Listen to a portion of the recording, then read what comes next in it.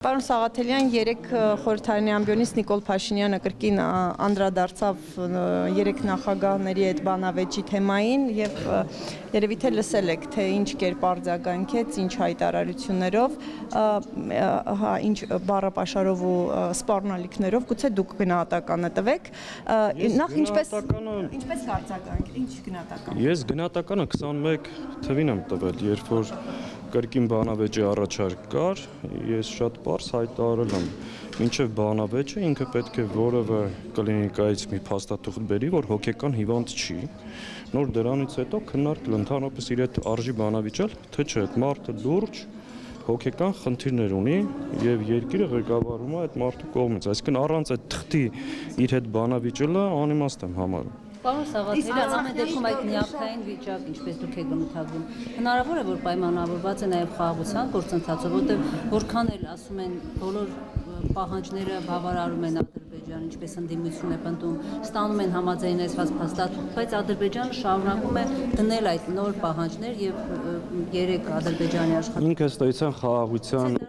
այդ ամբողջ գործընթացը, այսպես կոչված, պաղծել է։ Դուք պատկերացնում եք Զավեշտը, Հայաստանի Հանրապետության արտգործնախարարը, այսպես կոչված վարչապետը հայտարարում են, որ Ադրբեջանի հետ խաղաղության գործընթացը ավարտվել է, դրանից ընդամենը րոպեներ հետո Ալիևը թելադրում է նոր պայմաններ եւ հայտարարում, որ քո նկատմամբ կա զրոյական վստահություն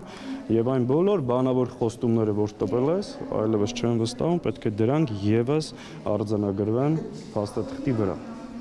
Այսինքն, մինչ այդ ընդամենը դրանից 1 ժամ առաջ ինքը հայտարարել էր խաղաղության գործընթացի ավարտ եւ Լեռնային Ղարաբաղի հիմնախնդրի ավարտ էր հայտարարել։ Այսինքն բնականաբար ինքը պղծել է այս ամբողջ գործընթացը, ես բազմաթիվ անգամ ասել եմ, որ խաղաղության մասին որևէ խոսք չկա, դա ավելի խորը եւ համապարփակ կապիտուլյացիայի մասին է եւ նույնիսկ դա Ադրբեջանը հրաժարվում է ստորագրել։ Այո, իր բոլոր նոպաները պայմանավորված են երկրի շուրջ ստեղծված իրավիճակով, նաև այն ներքաղաքական գործընթացներով, որ տեղի են ունենում։ Ինչ ներքաղաքական։ Հենց այս պահին ինչ որ արվում է Գյումրիում ընդդիմադիր թեկնածուների նկատմամբ, դա եւս պայմանավորված է իր վարկանիշով ստեղծված վտանգներով, ինքը հասկանում է իր կործանման եւ խորտակման վտանգը եւ այն ռեպրեսիաները, որ իրականացում են հենց հիմա Գյումրիում, տարբեր քիչ առաջ նաեւ տեղեկություն եղավ, որ Մարտուն Գրիգորյանի գրասենյակեն մեր խուժերը դրանից առաջ գիտեք Մայր Հայաստանը, այսինքն Վարդան Ղուկասյանի համար հիմքերը 3 էին ստեղծվել, գործ ունենք մի խելագարի հետ, իսկ իրավապահ մարմինները ընդամենը բութ գործիք են սրա ապօրինի հրահանգները կատարելու եւ իշխանության վերարտադրությունը ապավելու համար դատախազը հիմա որ խոսում է ինքը վաղուց պետական շահերի պաշտպանը չի, ինքը Նիկոլի ապօրինի հրահանգները կատարող պաշտոնյա ընդհանրապես։ Պետյանը դեռ մնացել է Նիկոլ Փաշինյանի օգնականի կարգավիճակում։ Այո, մի բան էլ ավել, ինքը պետական շահերի հետ որևէ կապ եւ առնչություն չունի, ընդհանրապես նրա ապօրինի հրահանգները կատարող։ Արցախյան շարժումը ավարտելու մասին Փաշինյանի հայտարարությունը դա Ադրբեջանին էր ուղղված մեսիջ էր, որ մենք հրաժարվում ենք, պետք է ստորագրենք խաղաղության հարցը։ Եվ այդ նախագահների վրա հոխորտալը եւ այդ հայտարարությունը, որ Արցախյան հիմնախնդիրը փակված է, շարժումը փակված է, դրանք բոլորը ուղղված են Ալիևին եւ Ալիևին դուր գալու համար է դա անում։ Բայց կա նաեւ մի ուրիշ խնդիր։ Այսօր Ադրբեջանի բոլոր պահանջները Արցախի մասին չեն, Հայաստանի մասին են։ Հենց այդտեղ է կրկին ուզում էր հասարակությանը խաբել հերթական անգամ, որ եթե Արցախի հարցը փակենք, մեր բոլոր խնդիրները լուծվելու են, բայց իրականում այսօր Ադրբեջանի պահանջները վերաբերվում են Հայաստանին։ Եվ ընդամենը 2 հոգի կա, որ վերջի 4 տարվա մեջ ամեն կերպ փորձում է Արցախյան հարցը փակել, դա Ալիևն է եւ Էրդողանը։ Պարոն Սաղաթելյան, դուք ինչ եք կարծում, ով բերեց Նիկոլ Փաշինյանին իշխանության։ Արագիլը։ Ինչի Ռոբերտ Քոչարյանի թիմակիցները մեղադրում հանրապետականներին։ Ես այդ հարցին առիթ ունեցել եմ անդրադառնալու, լրացուցիչ ասելիք չունեմ, որովհետև հիմա իրոք շատ ավելի լուրջ, կարևոր խնդիրներ։ Իսկ Գյումրիում կոնկրետ դաշնակցությունը այդ օրերին պարոն Սաղաթել Որ օրերին։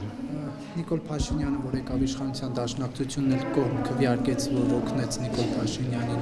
Հիմա դու եթե այդ հարցով Նարեկ ջան ուզում ես ասես, որ Նիկոլ Փաշինյանին